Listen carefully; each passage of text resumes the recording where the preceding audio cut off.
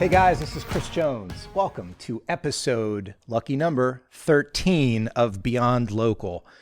These next couple podcasts, here's what we're going to do. We brought in our Director of Operations and Client Services, Steve Blackburn. You guys have met Steve from previous podcasts. But we brought Steve in because we want to do a series of podcasts to help the buyer, really the clients, the prospective clients, think through the process of selecting the proper agency. And today we're going to explore 5 tips that you put together in a recent blog article on LSEO to choose the best SEO agency. So, the interesting thing about this is that, as an agency, as an SEO agency, we have to think through the types of keywords that people type into Google to find us. And ultimately, I'm guessing that through that process, you've thought through really the questions that those clients really need to get answered. So let's dive through this idea, this blog article that you wrote on the lseo.com blog. So first, you talk about this idea of how important it is to go into this important decision of selecting an SEO agency with clearly defined goals. Well, right. I mean, if you don't have goals, how can you measure your outcome? And there are so many metrics that any agency can throw at you, or for that matter of fact, there's anybody who is on the internet now can say, hey, I can do SEO. So you as a business owner, what's going to drive your success? If your success is, I want people to spend more time on my page, well, I don't care about how much more organic traffic you send me. I want session duration. It might be, hey, I want more keywords, or I've got money terms, and I want to rank higher on those keywords to, start outbidding my competition. Does this goals talk to the idea of the book that I'm not sure if you read it, but it's called Measure What Matters. And so logically, if I'm a business, I care most about new customers, revenue, as it relates to SEO. Some folks that might be looking, do they need to self-educate and understand some of the key performance indicators of SEO, like, the keywords that your website ranks for in the top 10, the total number of keywords for your website? Or do you think it's okay that they go into looking for an SEO agency just with the goal of, hey, I want to make more revenue, want to generate more transactions? Or do they need to self-educate going into it? Well, I think there's a fine line, and I think it's a hybrid. You don't need to become an SEO. I want you, if you're a physical therapist, to, work on physical therapy and make sure that you're sharpening your craft there. I don't expect you to understand what schema markup is or anything like that. At the same time, you've got to have a little bit of an idea of what some of the buzzwords are. You have to understand what a keyword is. You have to know that there are things like metadata. You don't have to understand what they are, but at the same time, it helps you to self-educate a little bit because, again, there are so many metrics and there are so many fantastic SEO companies out there. I mean, I work for one. I'm friends with a lot of peers that work, through the industry at others. And at the same time, there's a lot of companies out there that just prey on people who don't understand the metrics. And again, that's why it's, to your point, measure what matters. Because if it's just, hey, I'll send you organic traffic, or I'll send you sessions, or I'll lower your bounce rate, that's all well and good to a certain extent. But if they're not my business goals, that doesn't help me. If you want to extend my session duration, that might not be the best for an e-com company. What do I want to see? I want to see people get to the thank you page or the cart page or the my account page to log back in. So I think it's important that clients at least understand the basics of it, but then really dive in with their company, whatever agency they're choosing, before they put their John Hancock on the bottom of a proposal. So I think that there's a hybrid there. So for the agencies watching, if I could just give some quick feedback, having been in the industry for over 20 years, is measure what matters. You need to know what matters to the client that is contacting you because they're looking for help with SEO. And I think that part of our culture, one of our core values at LSEO is this idea that our client success is our success. And one of the things that I'm actually really proud of having infused in all of my companies, and LSEO as an example, is an entrepreneurial mindset where, for me, whenever I'm involved in a sales call in the beginning, candidly, what I care most about is how they're going to measure success. Because you even heard me nerd out a little bit. I know what the KPIs are for SEO, and I know that all they really are leading indicators of potentially accomplishing the goal which the client wants, which is what they're trying to measure. So for agencies out there, put on that entrepreneurial mindset, spend the extra time in the discovery phase with the client, really trying to get at what it is that they're going to measure and evaluate your success. And by the way, isn't there like a 5 why rule? And so, like when you ask somebody a question and they give you an answer and then you say why. They give you an answer and then you say why. And then by the 4th or 5th, you actually get the right answer. Try that potentially. So, all right, Steve Blackburn, his number 1 tip is to clearly define your goals. Number 2, you talk about, let's call it social proof, but can you go a little bit more into detail about how you outline the importance of accomplishments? Yeah. There's that old saying, the proof is in the pudding. Well, let's find the proof before we even pick out what flavor of pudding that we're going to make here. And it's not that difficult. I mean, if you go to any reputable agency, they're going to have a page on their website that says testimonials or case studies or things like that. And most of the time, they're going to work with some really great brands who also want that recognition, and they're going to share and say, hey, yeah, we don't mind. You've really kicked butt for us. We don't mind if you share your story here. So they're going to have testimonials on their website. They're going to have case studies. Companies like us are lucky enough that, we've been up and recognized for industry awards, U.S. Search Awards, Landies, etc. And then there's the review process. If I go to a new city and I want to go out to dinner that night, I'm going to Google, best pizza in, city X. Well, I'm going to get, Google's going to come up. I'm going to get Facebook to come up. But in our industry, there's this really, really, really cool directory called Clutch. And it's specifically for, I don't want to say SEO because there's SEM and web dev on there, but it's, technology-based companies that more savvy users can go to, and it's clutch.co, and you're able to see what people say about companies, and it's from really savvy users. So it's not like getting a review on Amazon where someone says 1-star review because the batteries they put it in it didn't work. So it's a really good comprehensive directory of digital marketing agencies. But in full transparency, and the folks at Clutch are friends of ours, it is pay for play. Oh, yes. At the end of the day, they rank for a lot of the top keywords that any SEO agency would want to rank for. But just so the buyer knows that once they go into that page, the default is sponsored. And I believe at least 30 to 50 of the results, so ranking 1 through 50 is all pay for play. The person in position 1 and 2 is paying a heck of a lot more than position 3 and 4. So, and again, in full transparency, just so folks know, that top position probably goes for about $15,000 a month.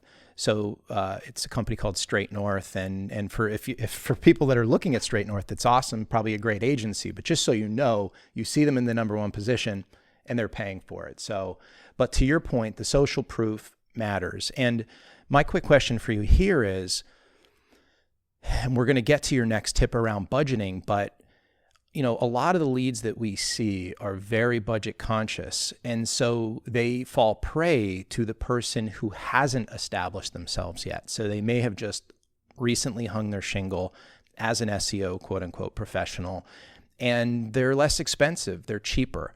Do you think that a lack of credentials disqualifies the person? Would you recommend against a client going with them until they have established themselves?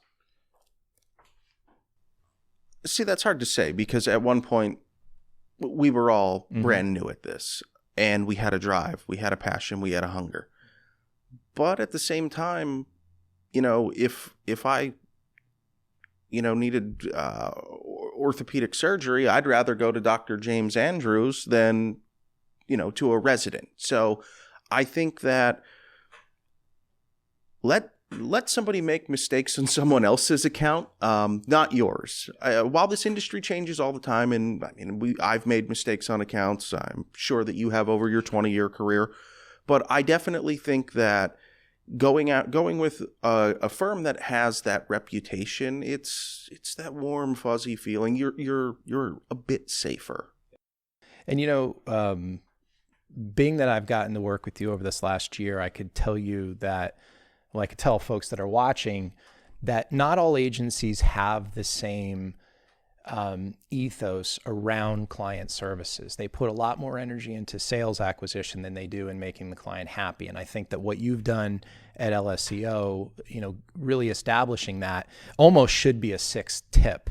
Like, look for an agency that takes client services seriously, not just going to win you over in the sales romance, but are going to have someone like you and your team to be able to serve them. You don't have to respond to that, but I think that's an important point. So we talked about social proof and validation. You mentioned the proof is in the pudding.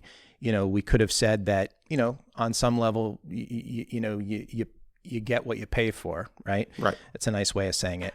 Talk to me about budget. This is always one of the most, particularly for SMBs, one of the most difficult things, because a lot of folks will come and say, I don't really have the money, or they'll say, can you do it on a performance contingency basis? But how did you think about budget as it relates to the article you wrote? Well, I think budget for digital marketing just needs to be a part of your overall marketing budget. I mean, if you're a business owner, you've got a budget, whether it's whatever you can spend. I can allocate so much for payroll.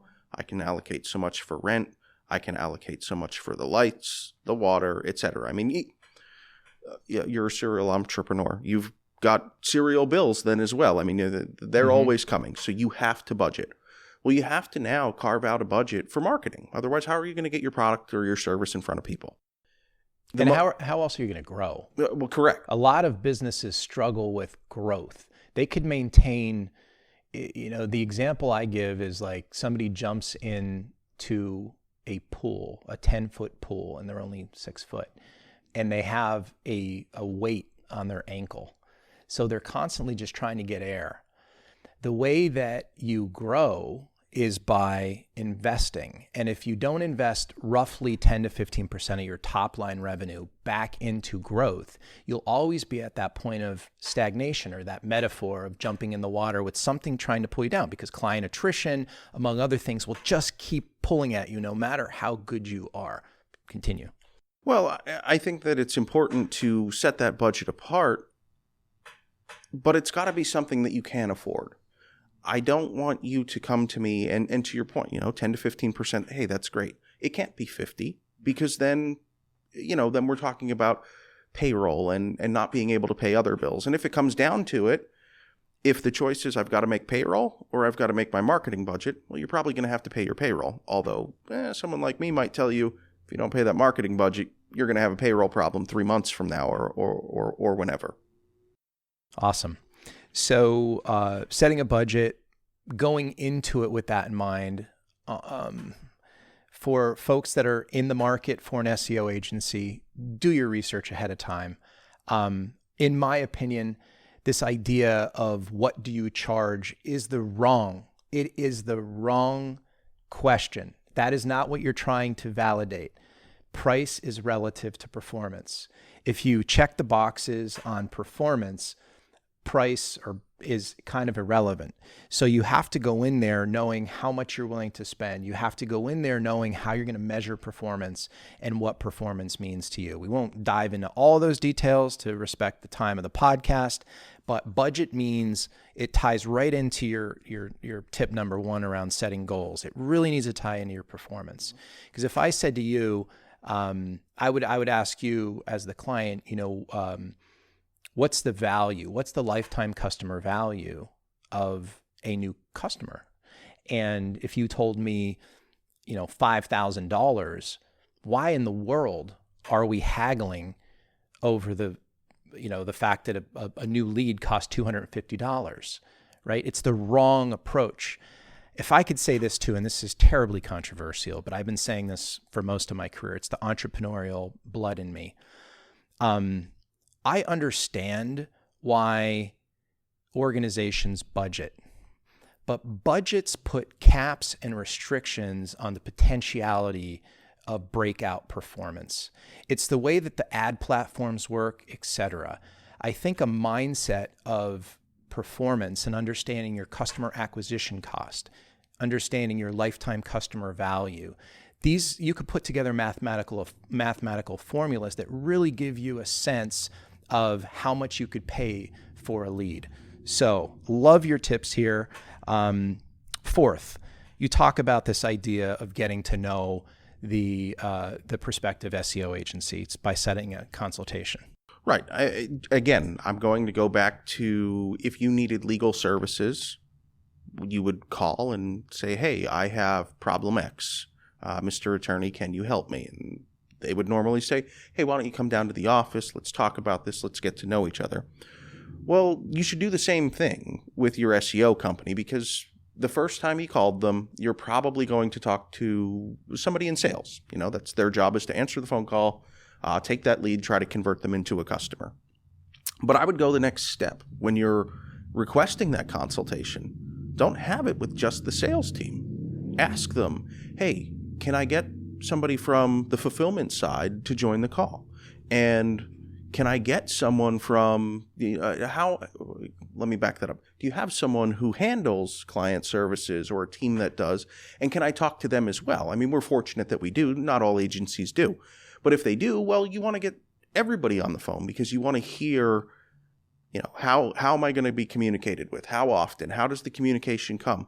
And then also what I recommend is every question that you asked the salesman, ask again, because now the fulfillment team's on the call. Because again, I'm not going to say that salesmen are trying to do shady things or anything like that, but alignment's important. So let's get the guessing game out of it. So if it's, hey, how do you think you can move this keyword?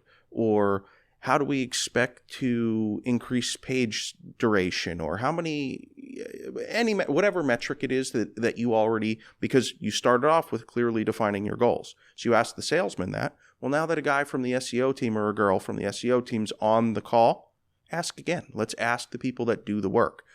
And then it's also really nice to if they're lucky enough to have someone in client services or a team there, to get to know the person you're going to be talking with, because you want to like that person. So it's nice to get that soft intro before any paperwork's signed and anybody's paying any money or anything like that. Okay, we're going into the home stretch here. So Steve wrote an article on the SEO blog, 5 tips to choose the best SEO agency. Tip number 1, clearly define your SEO goals. Tip number 2, check awards, case studies, reviews, and testimonials, basically social proof and validation. Buyer beware, you get what you pay for. Third is setting a budget and making sure that budget ties into your performance evaluation and measuring what it is that you're looking to drive for your business. Number 4 is schedule a consultation. Final one, get a proposal and understand it completely. Why does this matter? Well, that matters because there's a handful of different ways that this industry can work. It can either be monthly retainer, which is probably the most common. You sign a 6-month, 12-month, 24, whatever your contract is, you sign that. Or it can be project-based. You may have an audit. Or it can be hourly based. So you've got to know what you just got yourself into, for starters. Secondly, you've got to know, well, how much am I paying? How am I paying it? Because let's say it is a project-based. Am I paying everything up front? Am I paying at the completion of the work? Is there some sort of hybrid where I pay a little bit up front? I pay based on milestones. Do I pay half up front, half when it's done? Things like that. And you have to know that. When do I get charged? How do I get charged? Things like that. The other thing that's important is maybe you're doing it on an hourly basis. Well, how do you track your hours? Do I get charged if I have to make a phone call? What are your hourly rates? And finally, what's your cancellation policy? I mean, I want this to work for everyone, whether they're with LSEO or any other company in the world. I want it to work. But if for some reason it doesn't, I mean, we're in the middle of a pandemic. There's a lot of bakeries right now that they can have the best marketing in the world, but it's just not going to work out for them, unfortunately. While I want it to, what's their cancellation policy with their company so that they can get out of that contract or agreement, and how? Do you have to give 90 days? Do you have to give 30 days? Is there no cancellation policy? Everybody's a little bit different, and that verbiage isn't always explained to you by the salesman. Make sure you read your contract, your proposal, because at the end of the day, you put your signature on it, you're responsible for it. What's the easiest way for people to get in touch with you? The easiest way for people to get in touch with me is just go to our website, dial the phone number that comes up and click for existing client. Unfortunately, I don't get the luxury to talk to the new guys. That goes to our sales team. Or if it's our client already, any of them know, go to our email. I don't hide my cell phone numbers right in my email signature. I welcome any and all phone calls from our clients at any time. I'm just here to make people happy. It's awesome, man. Thank you for your dedication to client services at LSEO. Well, thanks, Kris. Absolutely. Guys, we'll see you for the next episode of Beyond Local.